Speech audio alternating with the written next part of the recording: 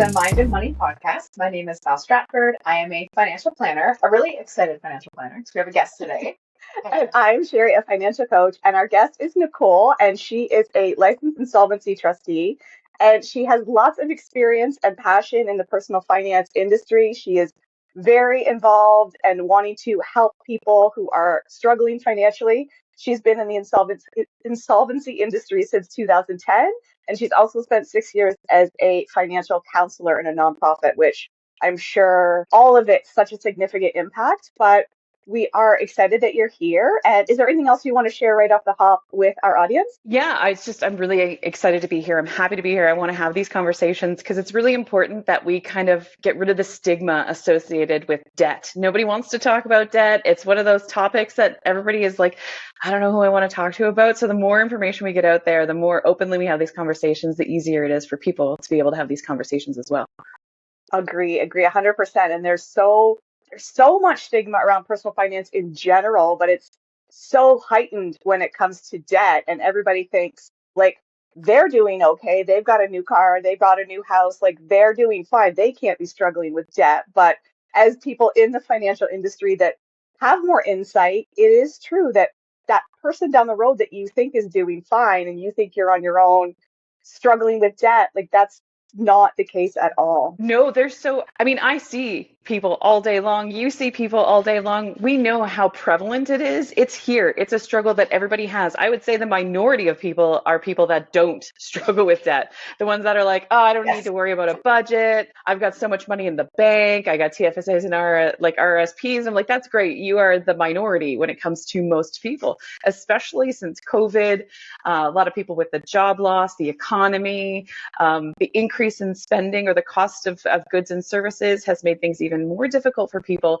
And the banks have kind of locked down their ability to borrow traditional type lending products, or they're just getting a little bit more like risk adverse. They don't want to lend out money like that anymore the way they used to. So people are having to go to non-traditional lenders to borrow money to make ends meet for those. And it's not like, oh, I want to go on a vacation. Like rarely do I have clients that come to my office and be like, yeah, I got a couple credit cards because I wanted to go on a vacation. They're like, I had to buy groceries.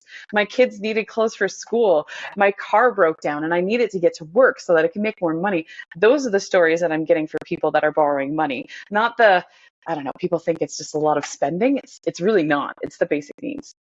Yeah, that's so true. And I heard a story, it might have been from you, about there was an individual who there was a spouse or partner passed, and then debt was creeping up, but then they were in a better financial position, but they wanted to refinance their mortgage and roll in all of the debt, and all of the debt was with the same bank. But the bank wouldn't allow the mortgage refinance to go through, even though it was really reducing the risk for the bank, which I thought was so silly. But they're losing out on interest there, maybe on the 20% product versus the mortgage. So yeah. And there tend to be two divisions too. And they don't always talk to each other, right? Like at the bank, you're dealing with one and not the other. And absolutely. The other thing probably was just tweaking me because I see this a lot is that one spouse may not have had the income to support the larger size mortgage. And those were the risk levels that the bank was looking at, right? So I've run into that as well, where I have clients that have significant equity in their homes. Everything is great. And then they want to refinance just a little bit of debt into their mortgage. And they've been just chugging along just fine. But because their income now isn't enough to support that mortgage, the bank's like, no, sorry, you're not meeting all of our ticks, right? There's like, I don't know, 7 stress level test things that you have to meet. And if they meet them, they're not getting it, no matter if it makes logical sense or not, right? What trends, Nicole, have you seen? You touched on it a little bit since, I'm going to say, the pandemic. Like, you've been doing this role since 2016, correct? Yes, correct. Yes. Yep. So in terms of your maybe caseload or client load, what are you seeing? Yeah, it's there's some things that I can talk about that we're seeing nationally, right? There's some trends that are national trends, and then obviously there's regional trends. When I first started in insolvency, I actually moved from Ontario to Alberta. So the difference in the clientele, there was a massive difference, right? That the things that they were struggling with when I was back in Ontario, you were dealing with people that were working in plants, machinery, trades, like regular type jobs, quite a few union jobs. I'm from Windsor, so like it was all like, Yes. auto Automotive. focused, right? And so you wouldn't see a whole lot of up and down or spikes when it came to salaries back in Ontario. It was more just, it could have been that like little bit of frivolous spending, trying to keep up with the Joneses. That was a little bit of what was happening when I left in 2016. And then I come over to Alberta and it was all oil field stuff, right? So oil field income is so volatile and variable. Mhm. You are making a significant amount of money when you're working and then nothing when you're not. And trying to deal with the uncertainty of that income was creating a lot of debt because people were utilizing credit in the lean times to get them through to the feast times. So that's what was kind of happening in 2016. Then when we went through the pandemic, nationally, we actually saw insolvencies significantly decrease. So they decreased because we had a lot of government-backed loans. The government was stepping up and they had CEBA, they had CERB, all of these things to kind of help individuals and businesses to kind of stay afloat during that period of time. Plus the banks were kind of backing off. They didn't want to be, they didn't want to be seen as the bad guy during the middle of a pandemic, forcing people to do things. So they were stopping a lot of their collections activity, foreclosures, and things like that. There was a lot of grace that we were getting during those 2 to 3 years. Then at about 2021, 22, you started seeing the creditors started collecting again. They're like, all right, well, now, yeah, we're back now. And the CRA was the one that kind of jumped it off in the industry. Everybody was kind of holding back until the CRA started jumping in, and then that's it. They all kind of started aggressively collecting again, which was shocking to a lot of people. And that's where people started reaching out for help. So we saw this kind of influx of people asking for help.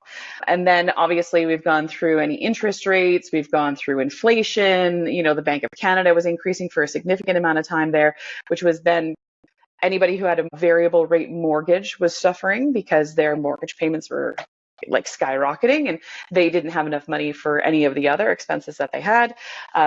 Obviously, if you've been to a grocery store, you now see that the cost of food is insane. I have 2 giant teenagers and a husband, so like it is nuts in my house. And so that's when we started to see people borrowing more, and the CRA was starting to come after people who had gotten like CERB or CEBA and they shouldn't have, and that collections was happening. And then the banks started locking down because they're risk adverse now, so they're not lending money out anymore. So people are then having to go to like payday loans or high interest rate loans. You're seeing the influx of people utilizing technology a lot more. So the banks are now online everywhere. You can apply for a loan in 5 minutes online without actually sitting in front of somebody and asking them for it. You just sign through DocuSign. So I think technology that we've had to utilize during the pandemic has actually increased people's ability to borrow, but maybe not necessarily the right kind of borrowing. Yeah. And I have seen like more ads recently for online like payday advance places. Like, it's somebody doesn't go to those places unless they're in a desperate situation and they really take advantage of people in a desperate situation. Because once you get in, getting out is like you're clawing your way out of a very, very deep, dark hole. Well, and I think it's changed a bit. Like there used to be kind of this, oh, you're going to a payday loan. Like they used to have brick and mortar buildings, right? In like neighborhoods that, you kind of needed it. They would have like one on every corner. I remember this specific place back home and like you had 4 of them, one on every corner you could go to. And it felt like this cycle. And it was just like, oh, you don't go to those places because you're using them for, not necessarily what you need them for or other things, right? It's not like that anymore. They're all online and their websites are making it so that it is very just normal, run of the mill. It's like, hey, do you need this for an auto loan, your pets? Like it is an alternative to the banks. And because the banks are saying no, people are accessing this so much more. And they're not just tiny little payday loans. Like it used to be you could only get like $200 or $300 and that's it. And you'd have to cycle it and it was high interest. Now it's like $10,000, $15,000 and you're in an installment loan. So it's no different than if you were to go to a traditional bank, except for the fact that the interest rate is insane, right? Yes. It's, close to 50%. Yeah. Yeah. Yeah. And it's like, it's so crazy that they're able to, and I know there's regulations around it, but like the regulations around the maximum interest that they're trying to charge is outrageous. It's very Yeah. high. It's shorter sometimes windows of where they're calculating the interest as well. Plus there's all the add-on features, right? They'll put you into like a credit optimizer program and they'll put you onto this program. So your insurances and everything. So by the end of it, you're not really paying anything off. Your monthly payments or biweekly payments are going to be interest only. And they do such a great job with marketing. Their Yes. advertisements, their like everything is bang on because they deal with people's emotions. You're just like, you're feeling like this, we can do this for you. And they make it seem like it's just no big deal. And you sign on the dotted line and realize, oh, this loan amount isn't going down at all because of that hmm interest rate. So yeah, it's challenging. And your When back's against the wall sometimes when you're going through some of these scenarios. You don't really like, what is your alternative option, right? We think about it from a right. client's perspective. My alternative option is I've already talked to my bank. They've already said no multiple times. So now I'm already feeling pretty not great about myself, right? And then I can't go talk to my family about it. Maybe for whatever reason, my family doesn't have the money themselves, or I don't want to feel the shame of asking my family for a loan or some type of ability to help me get out of debt. I can't cut my budget any further than I think I possibly have. And I have this emergency expense that I have to pay for. What do I do? Like, and going to a solution of, well, okay, I guess then I won't get groceries this week or for the rest of the month so I can pay this expense and I'll like hit up the food bank. You can't. Like, it's not that easy to go Yep. in and like get those types of social services to reduce one of your largest expenses, or skipping your mortgage payment or your rent payment. Again, Right. not an easy solution. An easy solution is one of these loans. And that's the problem, is that they make it really easy to borrow them. Yeah. When it comes to clients that come to you, are you seeing like what's the ratio of bankruptcy to consumer proposal currently? Yeah, most people will go with the proposal option. I would say about 80% of Okay. filings, and that's like nationally for every single firm. I think the statistics from the Office of the Superintendent of Bankruptcy are anywhere from 70 to 80% of people are doing proposals versus Yeah. bankruptcies, which can sometimes be a better option. There's pros and cons to both. A lot of people will come into my office and they're like, I'm never filing for bankruptcy. Oh my God, no way. It is the worst thing ever. And I'm like, okay, well, that's fair. And I'm listening to you and I know what you've said. So I've got that nugget in my brain, but I'll just dispel a few myths. It's definitely not the worst thing ever. It's in the grand scheme of things, not all that different than a proposal. I just like people like the word proposal a little bit better. But I will, like I say, the pros of a bankruptcy are it is the cheapest, fastest option to deal with your debt. Like, you're going to be in it the shortest period of time and you're going to pay the least amount of money typically than you would for a proposal. So it's entirely up to them to make their choice, right? And that's the important thing, is that it's the client's choice to decide Yeah. which one they want to do. Yeah. Well, let's dive into the consumer proposal and the bankruptcy and what is different about them and maybe what's different about the process of either option. Yeah, absolutely. When I talk to people, I kind of explain bankruptcy first and then I'll tell them about the alternative options. So in a bankruptcy, think about it like two buckets, and you have two buckets of where the creditors could potentially get paid out of. So I tell people my job as the trustee is to really just be a referee between you and your creditors. So when you go visit a licensed insolvency trustee, they're not working for you. They're also not working for the creditors. There's a bit of a myth that we work for the creditors as well. We are literally an unbiased party that stands in the middle and says what's even, what's fair, and how do we deal with this. Where all of our powers come from the court and legislation. So when we look at a client that comes in, we have to look at their two buckets and we have to say, okay, are there assets here that we could sell to get money out of to pay the creditors back with? So we're looking for realizable assets. There's a lot of legislation that doesn't want people to be homeless. Obviously, we're not taking their cars. So you get a lot of exemptions. So people are like, oh, if I file for bankruptcy, you're going to take my car. Probably not. Likely, unlikely, very much unlikely, unless you're sitting on like a really expensive car with no car payments. Right. Then maybe we're going to have a conversation. But if you have a car with a full loan on it, there's no equity in there. What's the point of me selling it, right? So that's what we're looking for, is those realizable things. The exemptions are different from province to province, but a lot of provinces, our RSPs are exempt. There's a lot of equity in homes that could be exempt. most people don't have a whole lot of assets that we need to realize on. The other piece or the other bucket is income. So we will have to take a look at the client's income over a period of time and say, are you making above or below the low income cutoff is where it is. So for a family of one, it's like $2,600. Every dollar over $2,600 that somebody makes, half of that needs to come to the trustee to pay your creditors with. So we're getting two streams here.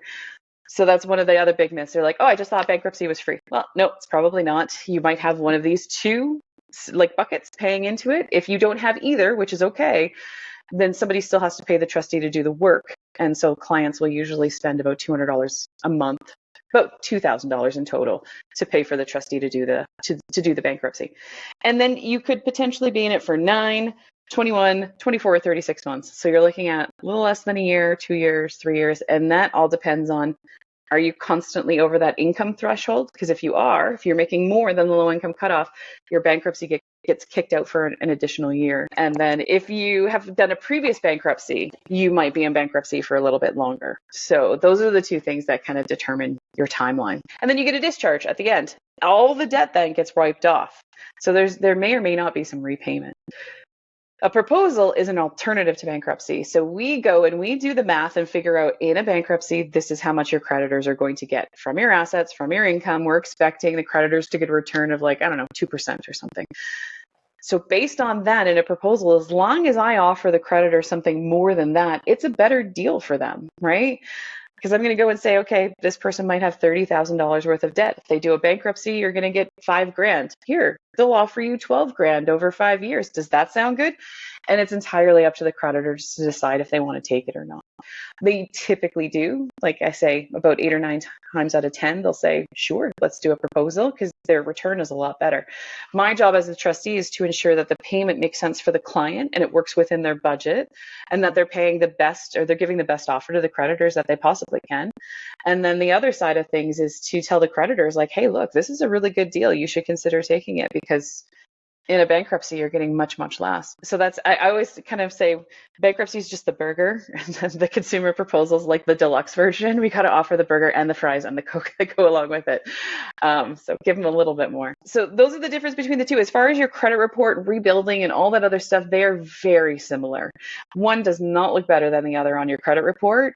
In the eyes of the creditor, anything less than an R1 is bad. So whether it's a 2, a 5, a 6, or a 9, doesn't really matter. It's bad. Most banks want to see you being at least 3 years out of an insolvency. Like you have to get that timeline to be out of it for you to qualify for like a mortgage or something like that. So if you think about it, if they want 3 years out of an insolvency and you're only in a 9-month bankruptcy, you're actually going to qualify for that a lot faster than somebody who's doing a proposal for 5 years and then has to add another 3 year on top of that, right? So sometimes there could be a benefit. Yeah, and it's like anything else with credit. To get from a poor credit score position to it's all time. You just have to put in time, and there's lots of products that promise all of these things, but it's still time that you need to show to repair your credit. Oh my gosh, and there's nothing you can do to get it off. Like you can call those creditors as much as you want to. It's not going to happen. I have 2 questions for you. So the first one is, how often does someone go, I wish I would have come to you sooner? Every day. Every day. I think every client has said that. Yeah. I wish I would have talked to you sooner. And that's why I tell people, I was like, talking to us does not mean you're filing for anything, but sometimes we should be your first conversation, right? Yes. And that is the conversation I've been having with some clients is the conversation does not commit you to anything. Just explore it. Just check it out. Just look into it because it's worth shining a light down the path to see if it's maybe somewhere that we want to walk down. Just come talk to an expert, right? Because I am not the expert in that area. When it comes to kind of the dodgier companies that advertise consumer proposals / bankruptcies, have you dealt with someone that's dealt with them and then come to you and gone, I have this consumer proposal? So the way the way it works is that only a licensed insolvency trustee can do consumer proposals or bankruptcies. You have to be licensed by the Office of the Superintendent of Bankruptcy. There's about, I don't know, I think 1,000 of us in Canada. That's it. It's a very small niche type of it. There's only a few of us, but obviously we have, larger firms and offices and things like that. So they are the only ones that can do it, no matter what other people publicize or Okay. advertise that they can. What they actually do is you go in to see that office person business, but they'll talk to you about a proposal and how it works because they only want to dabble in proposals. They don't want bankruptcies. There's not a lot of money in bankruptcies for these type of people, like Okay. businesses. It's more in the proposal land. And so they will then meet with that client, have a conversation, put together the documents, talk about what the proposal is going to look like. And then they walk the client over to a trustee's office and then say, sign this here, like set this up with the trustee. So then the trustee has to then do the whole thing all over again, because again, we are unbiased, have to do our own process. So then Right. we're going to go through it with the client and say, okay, you could do this, you could do that, blah, blah, blah. Maybe we might even say to the client, I don't know what they're talking about as far as this monthly payment. It's not a good deal for you or the creditors. They're unlikely to accept it. You should consider increasing your offer, like based on what I do on a day-to-day basis. And so we might even have the client then have to change the terms of what they're offering to the creditors. And then the trustee's the one that puts it forward. In the meantime, they may have paid that other company like Okay. $3,000 again, That's just to, where they're making their money, as in yes. So they have to misleading. pay them up front, right? Like they'll pay that company up front and then walk them over to a trustee for a trustee to do the job that they would have done for free anyways, because all trustees offer free consultations and free meetings. And then the That's so office of the super, shady. yeah, and then this office of the superintendent of bankruptcy, actually on our assessment form, when I go in and I do an assessment with a client to sign them into proposals or bankruptcies, I actually have to go through a thing that says, did you talk to somebody before you came in to see me? And if so, did you pay them? How much did you pay them? And then I have to read that you didn't have to pay them, which again is a very difficult and hard conversation to have with people when they realize they're in the worst possible financial situation they could be Yeah. in their lives, and they just lost that amount of money for what, right? I don't know. Yeah. And is there a place that a consumer can go see? Here is a list of these 1,000 insolvency trustees, so I know the person I'm connecting with is on the list. Yes. So the Office of the Superintendent of Bankruptcy has a full-on find a licensed insolvency trustee. You can find it for your area. You can put in whatever requirements you want to, and they'll list a whole region of trustees for you. The other thing that I recommend to people as well is that when you're calling around and maybe booking appointments to chat with people, actually ask, is this a licensed insolvency trustee firm? And then they'll answer whether they are or not. And then that way you can feel like you're having a good conversation and booking. And I'm not saying that referrals are necessarily bad. We get a lot of referrals from accountants, financial planners like yourself, all those other things. So we welcome the community because sometimes it is really good to have somebody who's kind of advising you on your behalf. Sometimes we have clients that go see lawyers, specific bankruptcy lawyers who represent them. Potentially they may be referred to us, which is kind of an interesting thing. It's when you have more complex issues. So it's good to have somebody in your corner 100%. Because again, as the trustee, we want to provide a great service. We want you to have a good experience. We want this to be best for both parties, but we don't necessarily represent the client in this entire process. So there could be a benefit to have somebody represent you. Yeah. Yeah, it's good to know where to look to find somebody that is licensed so that you can avoid those red flags, those shops, those individuals that are saying, I can do this for you, just come, it's easy. And they probably feel a sense of relief when they pay that person thinking, oh, this is perfect, they're going to help me. And then they get that bait and switch. Well, yeah, and you don't know until you get that certificate of filing in your hands. You could be paying for something, a proposal that isn't actually there, and the creditors are calling you and harassing you, and you're getting court documents and all that other stuff. And until you get your certificate of filing, it doesn't Yeah. actually exist, right? So you got to be Yeah. careful about that. Yep.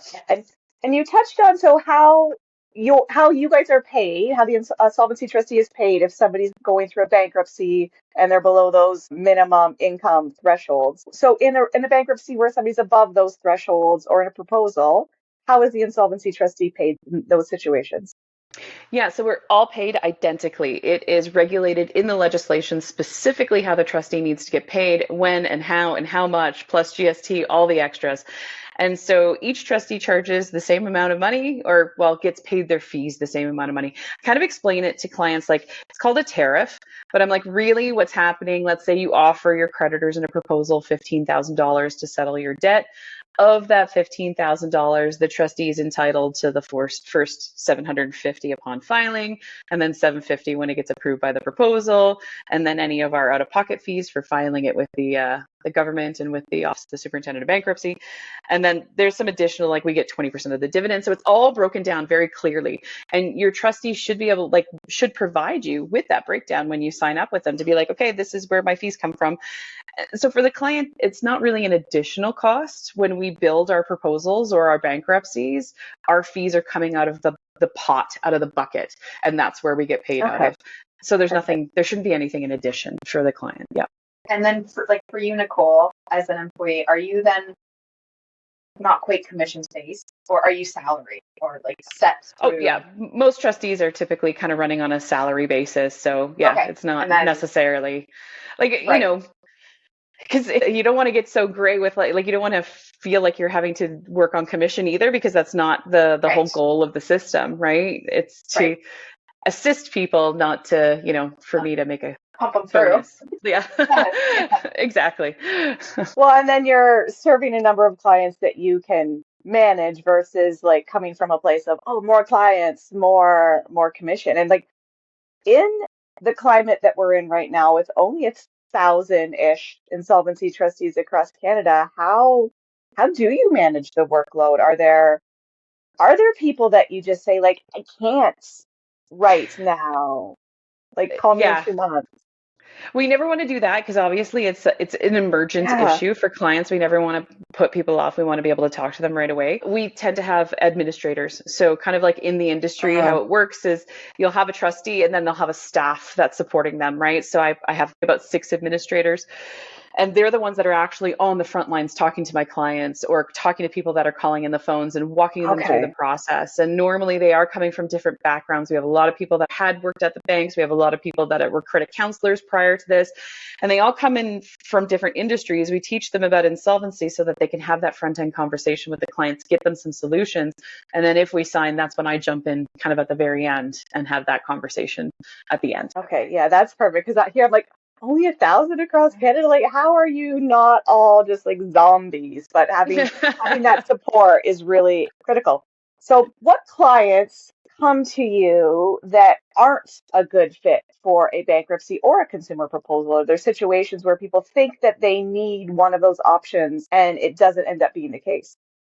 Yeah, it would be for a client that isn't insolvent. So when you think about the definition of insolvency, it's somebody who is not making their bill payments as they come due. So like if you're missing your credit card payments, your lines of credit payment, that would put you in the class of insolvent.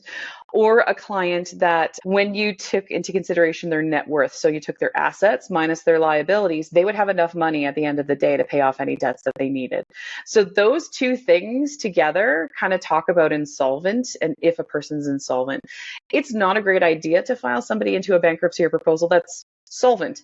Like they have the money, they're making their bill payments. If they just sold, or cashed in some TFSAs or something, they could pay their debts off. It's rare that I'll have a client that comes and calls me and they're kind of in a very nice flush solvent position and they're like, hey, I just wanted to chat with you about this like $5,000 credit card I have. And I was like, that's awesome. This is refreshing. Let's talk about this. And then I was like, well, it looks like you have a TFSA with $10,000 in it. Have you thought about using that to pay off your credit card? And they're like, oh, okay, maybe I should do that. But the interest. And I was like, okay, well, let's talk about interest. And so we go over that too. Those are clients that we typically wouldn't be able to do anything for. If they have like minimal debts as well, I'm hesitant to file anybody who has maybe less than $2,000 or $3,000 worth of debt. I kind of tell them it's like a toolbox, right? There's a lot of programs out there. I'm a big proponent of nonprofit credit counseling as well for a lot of my clients. Normally, my first thing to people that come in and talk to me, I'm like, have you talked to your bank yet? I always send them to have you had a conversation with the bank?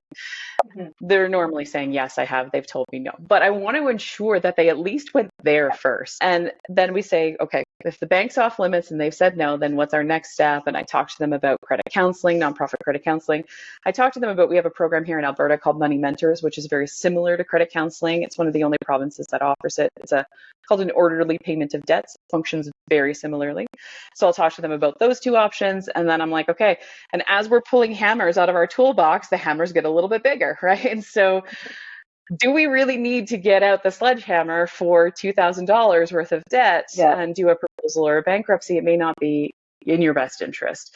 You're going to have that black mark on your credit for at least 7 years. Potentially, let's talk about alternative options, right? Yeah. And what about somebody who gets into a consumer proposal, they're making the payments, things are going well, and then something happens. They lose a job, they have a significant life event that's a big financial impact, and they can't make those payments anymore. What Yeah, so if you're in a consumer proposal, if you miss 3 full payments, the proposal has to annul. It's part of the legislation. The trustee doesn't have a choice. You're now annulled. So I tell clients that I'm like, if you have to miss a payment or 2, no big deal. Make them up though, because then you're kind of flush and square one again. And it's just don't get behind by 3 full okay. payments. So sometimes if it's like a very temporary kind of setback, we'll just miss a payment or 2, catch it up a little bit later and get them back on track. So that's kind of one. 2, if it does annul, you do have the ability to get it reinstated, but you'd have to make up all your missed payments. And potentially, given timing, we may have to go to court and ask the court to revive the proposal as well. So that could happen, but I've had clients that are only like 4 payments to be done. And I'm like, all right, let's try to do a revival then. Give me the 4 payments, let's go to court, get it done. Like you got through the whole almost 5 years, like it's worth it to do it this way. So that could be an option. If it's a full out like job loss, I've had clients that have retired, the death of a spouse, things like that, like massive permanent lifestyle changes, then you could look at one of 2 options. You can try to amend the proposal, which I've done before, and I'll go to the creditors and say, hey, listen, life has completely changed for this person. This payment that we set out at the front end is not sustainable anymore, and it doesn't appear that their lifestyle is going to get back to where it was. Would you consider either 1, taking smaller payments per month, or 2, just considering this done, paid in full, and we'll move on? And it's up to the creditors to choose whether they'll accept that, but they typically do, like I say, with a reason, or like a good reason for it to happen. And if that doesn't work, you're looking at the alternative would be a bankruptcy.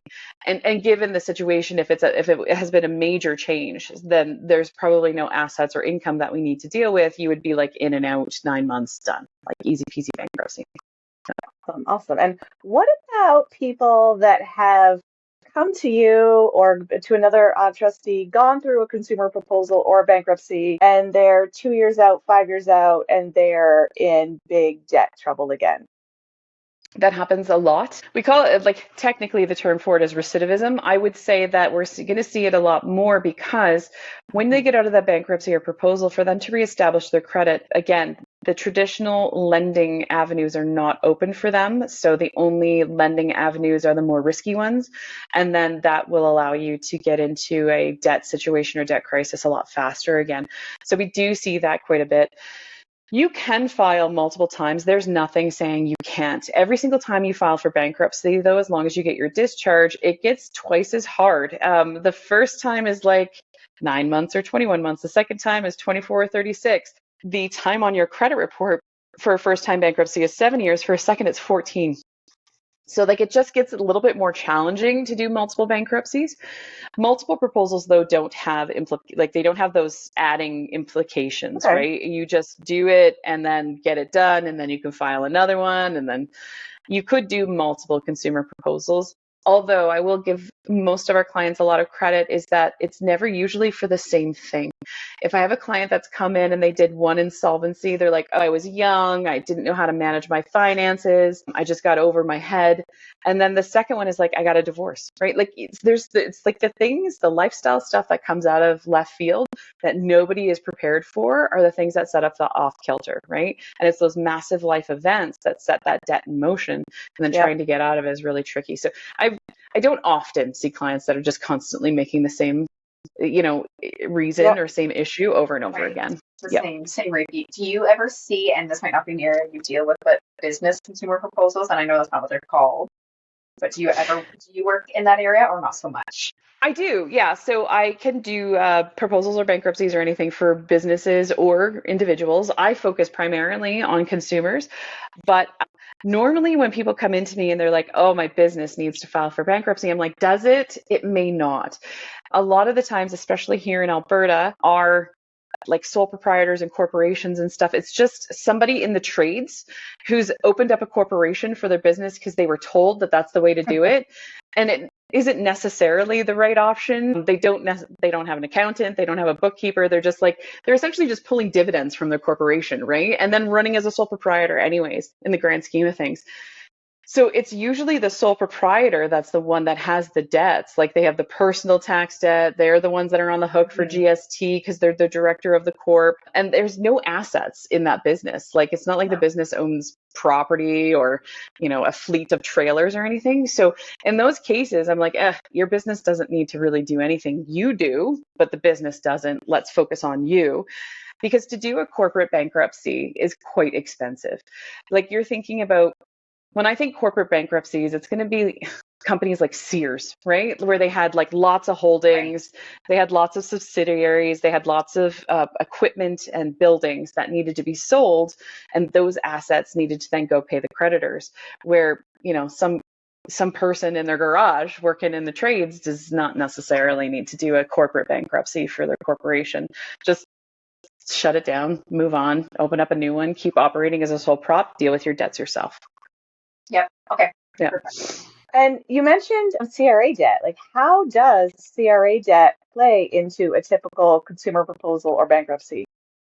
That's a good question, and it comes up a lot because that's a big myth. People say, I can't do a bankruptcy out of CRA debt. And I was like, that is not true at all. You absolutely can include your CRA debt in your proposals or bankruptcies, either one.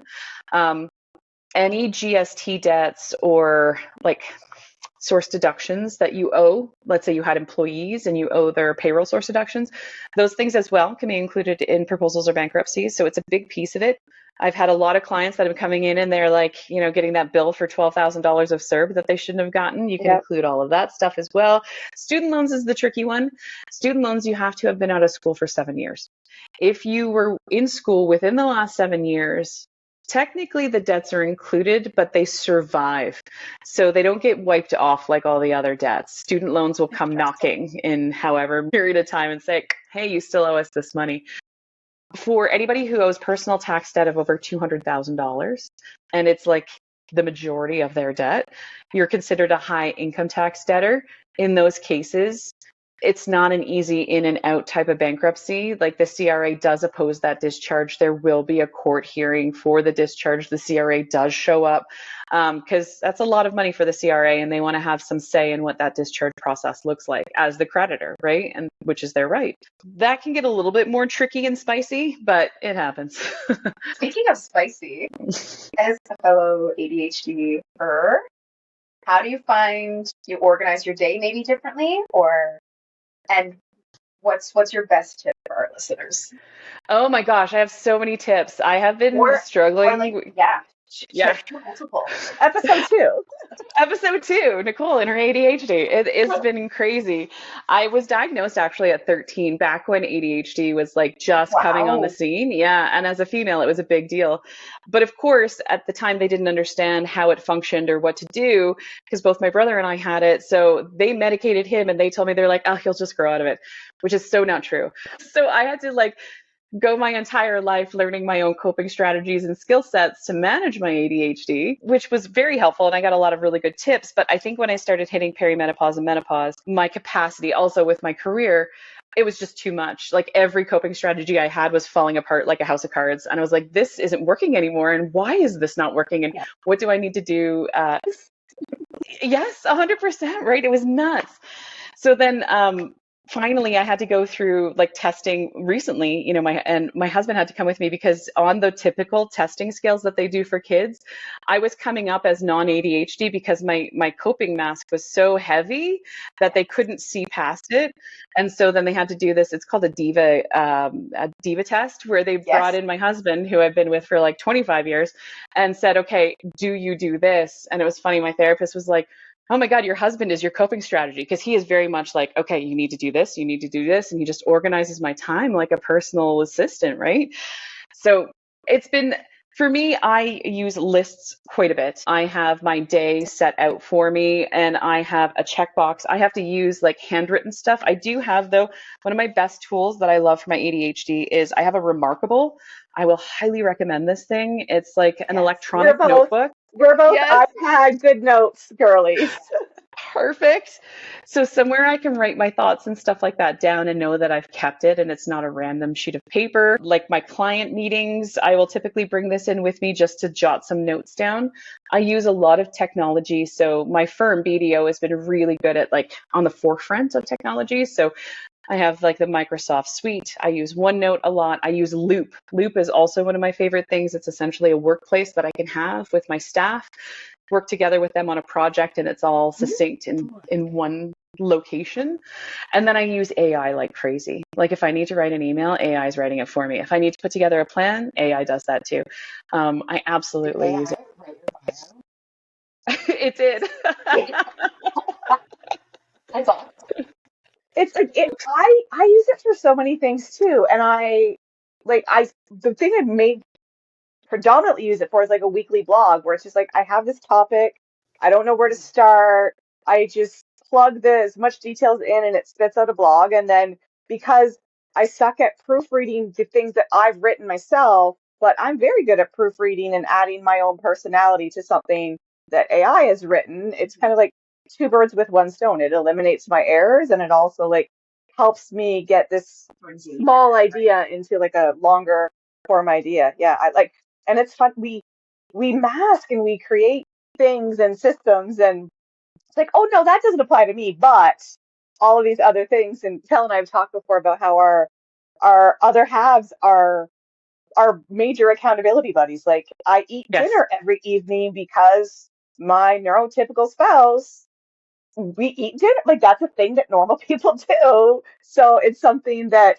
like he doesn't even realize all of the things. I'm like, oh, I should empty the dishwasher because he's going to be home soon. And like, there's no expectation on him, or he doesn't like leave the house, be like, don't forget to empty the dishwasher. It's just, I put like expectations on myself that I think he's going to have. And It's like habit pairing or whatever that's called. Yeah. Habit hacking. So then his arrival home makes you go, oh yeah, I should do that. So I gotta it do almost this, creates this, little, this. like, yes, Yeah. there's a little like time brush too, where you're like, oh, I'm gonna get this done. I have 30 minutes. What am I gonna do? yeah.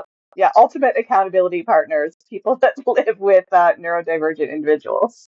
I know. We actually got like, I can't believe you guys have been together this long. Like, I know, right? It's just, it works. It works. He needs somebody to take care of it. Here I am. He is my scaffolding that I build myself on, right? So it works well. I love that analogy. I love that analogy. That's awesome. Visual. Yeah. Thank you so much for sharing that. And is there any, I know we're in different provinces. Like, do you support individuals and like couples across Canada? Are you specific based on the province that you're like living in? Like, does somebody in Ontario have to go to an insolvency trustee in Ontario? Yeah, so they would have to go to a trustee that has a license in that province. Now, I'm happy to chat with anybody anywhere nationally. It's not a problem. But my firm is national, which makes it a little bit easier. So if somebody did reach out to me personally and be like, hey, I'm in this province and I wanted to talk, we'd have a little quick chat and I would then warmly hand them off to one of my colleagues in one of those provinces to kind of keep the ball rolling because I'm unable to file them in that province. I only have like an Alberta license at this point. Yeah. Okay, awesome. And yeah, we're of course going to share contact information and some resources that you've shared with us in the show notes. But one other question is, so what does it look like for a couple versus an individual? And do you ever get like half of a couple that's filing and the other person isn't? And like, what's the kind of like best case or best practices in those situations? Yeah, a lot of people think that if you're a couple that the debt is joint. It is not. Unless you've specifically signed up for a joint debt with your spouse, like one spouse's debt is theirs and the second spouse's debt is theirs, and those two don't ever match. So I'll get questions about that all the time. One spouse has a significant amount of debt and they say, well, what happens to my spouse? Are they now responsible for it? In my death, are they responsible? All those things. And I'm like, no, it's their stuff. It's their stuff, not yours. So if, let's say my husband, right, has a ton of CRA debt and has tax debt, and God forbid something happens to him and he passes away, not my tax debt, not my credit card debt, not my nothing. Goes. So I'll tell clients that no matter what the creditors say to you, unless you signed for that card, it is not yours and you don't have to pay it. Same with like a secondary card holder. Just because you're a secondary card holder on somebody's credit card doesn't make you responsible for the debt. Again, it's with the person that signed the contract for that debt. So I may have two clients come in together and one spouse needs to file and the other one doesn't. Both partners need to file and they have their own stuff, or maybe it's all joint debt and I have to file both of them because it's all joint debt. That's a really difficult conversation when there's joint debt and only one of the people is filing. I'm like, okay, I can file you and do this, but you need to tell your co-signer that they are now 100% responsible for this debt. Even though we've packaged it up in a proposal and everything looks pretty on your side of things, this person's going to start getting phone calls from the bank to start making their payments. And it's harder when it's like partners happens and they're talking to each other, ex-partners, not so much. Children, aunts, uncles, like those are the ones that get really messy because they don't realize. They're like, oh, I just guaranteed the debt. I was like, yes, guaranteeing the debt means it's your debt too. So then they have to start making those payments and maybe they can't, right? And it gets a little, there's some family stuff that goes along in that too, right? What about in the event of the death of the client that has a consumer proposal? What happens? Typically, there's nothing there for the creditors to come after anyway. So the proposal will annul and the creditors kind of go away. We can send them a death certificate to let them know. The only time the creditors are really going to do anything or take any action is if that person, the deceased person, had any assets that they would have been entitled to. So sometimes they were like, was there, a house, or maybe not necessarily a house, but like investments that they can come after or attack into the estate. Most people have their estates now set up that everything goes to the beneficiary, right? You set up your beneficiaries, and this is my my big pitch. Make sure you have beneficiaries, right? Because if it's not and it goes into the estate, then that's where the creditors can attack it. Yeah. Okay. Yeah. Lovely. Another big reason why people should have wills. If you have any assets, you like have a will so that things are going where you want them to go. Yes, and making sure that the path makes sense, right? And it doesn't just, again, go into a pot for the government to then decide during probate what happens with it, right? Because you're going to lose a lot of money that way, and your family's going to lose a lot of money that way, right? Yes. And it opens it up to that risk of someone saying, I would like some of that, please.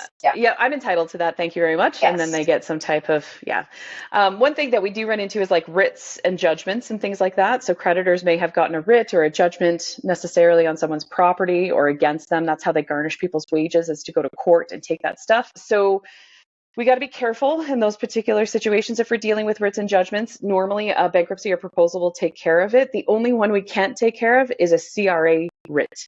If the CRA has put a writ on your house, there's nothing the trustee can do to get that thing taken off. It's like a second mortgage. It sticks like glue. Okay. Mm-hmm. And from, I know when you're in debt and you're missing payments, like there can be some pretty like hot calls from like scary calls from collections agencies. And if somebody moves forward with a bankruptcy or consumer proposal, kind of when can they anticipate those things stopping? They have to stop immediately when you sign. So not the first call and conversation, but the minute that you sign into a proposal or bankruptcy, even though it does take about a month for the creditors to get back in a proposal, whether they're going to take it or not. 45 days technically. As of the date of signing, there's something called the stay of proceedings. The stay of proceedings is very clear in the legislation. It says creditors have to cease collecting, garnishment activity, any of that stuff. So now, does it kind of like trickle on for a couple of days? Yes, because again, the people that we are notifying on this side of the creditor are not talking to the collectors on this side of the creditor. So we're having to have these two parties of the bank talk to each other, which can take a little bit. And I tell my clients, take it as you can. Like if they're calling, just don't answer the phone, shred your mail. Like there's no point. It's in the proposal. They're going to get notified. It just could take up to 2 weeks for them to stop the phone calls. But if it is really stressing you out and bothering you, we can send a cease and desist letter to the creditor. We can call the one that's calling directly and let them know. The minute they get notice, most like 95% of creditors stop, because they know that there's like an insolvency proceeding in place. It's the ones that don't listen. There tend to be like those, again, mom and pop payday loan places that just like put up a shingle outside their, I don't know, basement door and started lending out money, they have a harder time listening to a stay of proceedings. So sometimes we have to yell a little bit louder. And if it gets really bad, the Office of the Superintendent of Bankruptcy can deal with it. So at any time, a client or a creditor can reach out to the Office of the Superintendent of Bankruptcy and file a complaint. They can file a complaint against their trustee if they're unhappy with their trustee and their services. They can file a complaint against a creditor if they feel the creditor is harassing them. So, and then the OSB will do an investigation as well. Good. That's great information. And is there anything else? Like, this has been amazing. So much good information. Is there anything else that we haven't asked that you want to make sure you're sharing about bankruptcies or consumer proposals? I will say one piece that I do know with any of my ADHD clients, especially the ones that have disclosed, but I can usually tell when they come into my office and we talk about it. It's a secret sense we have. That's it. We're like, oh yeah, I get where you're coming from, and it's something that I struggle with, and it's more or less like a coping strategy and how to move forward with it. So once you decide to do one of these proposal, bankruptcy, something, and you set your sights and say, okay, this is the path I'm going to walk down. Many of my clients will then want the instant gratification of dealing with it right away. So they'll be like, oh, if I get any extra money, can I pay off my proposal faster? And I was like, whoa, slow down. Like, take a beat. I get the want to have this done as quickly as possible. We want to complete all the tasks so that we get that dopamine hit right away. But take your time. The proposal isn't going anywhere. It's set. It is one monthly payment with no interest that just cycles through. There's really no immediate need besides potentially getting it off your credit score a little bit faster to get it done sooner than later. So I always tell my clients, if you're in this proposal, I know the need and the want to get it done right away, but take your time, pay the payment that you could afford to pay, and actually start utilizing any extra money to build up that emergency fund, because Yes. if you don't have those funds and another emergency happens, and it does, we all know life happens. Yeah. I can't give you back your proposal payments that you've made to us. So if you don't have the cash, you're then going to go and get loans somewhere that you probably shouldn't get loans at. And then you're going to be back into this cycle again, and you're going to be seeing me after this proposal's done or calling me to say the proposal's not working because you've taken out new debt. So slow and steady wins the race, as much as we hate hearing it as ADHD people. And I lied. I do have one more question. What are the rules around? So I have a first meeting with you. I decide that I'm going to move forward with one of these options, and then I go spend. Like I'm under stress, so I go and I shop to relieve the stress, and I spend $2,000. What's like? Is that red flags to the creditor? Can they like fight that, dispute it? They can, absolutely. So I always tell people, as much as you think like it's not that big deal, the banks know what you do with your cash. Like they're listening as much as my cell phone listens to me. The banks are also watching and seeing how things like that happen. So I always caution clients, I can't tell you what to do and not to do with your money before filing with me, but I do caution them and say, they know. So if you've come in to see me, we've got things rolling, and then all of a sudden you go out and spend and up all of your credit cards that we're including in the proposal, because we have to include every outstanding debt, then I could get, like, one, if it's a proposal years, you're trying to get that creditor on side. You want them to agree to your proposal, and you going out and spending all their money prior to the proposal, like in that short window, likely is not going to be something that's going to bode well for you, for them to say yes. And then two, they could say, we want to either remove this debt. I'll sometimes have clients that'll use their credit card like the day after filing. That will immediately kind of tell the creditor, I'm pulling this out, or they have to pay that debt on their own now because you used it after filing. And they could also oppose. So it could not just say no to your proposal, they could actually go to court and deem that it ought not to have been filed because of potentially like stuff that you've done. So I always say, like, the way I govern myself in my meetings is I assume that the client's there and the OSB is there and the creditors, we're all sitting in a room together. So everything I say, they could hear, and I don't feel bad about what I'm saying. I just say to my clients, assume your creditors are watching you during this period of time. If you're talking to us, they don't know, and I'm not going to tell them that you're talking to us, but they're going to see your activity on what's been happening with your banks up until then, and they'll keep an eye out. If there's excess activity, they're going to go, well. They could potentially do something. Exactly. Yeah. That's awesome. We're going to share where people can get a hold of you and connect with you. And we've just This has been so amazing, and I can't wait to share this episode with our audience. And thank you so much, Nicole, for your time. And Thank we you. appreciate it so much. It's been great to meet you, and we hope you have a wonderful day. Yes, you too. Anytime. I had a great time. Honestly, I could talk about this stuff for hours. So please feel free to tap me again if you need me. Awesome. And this has been the Mind and Money podcast, and we can't wait to see you next time.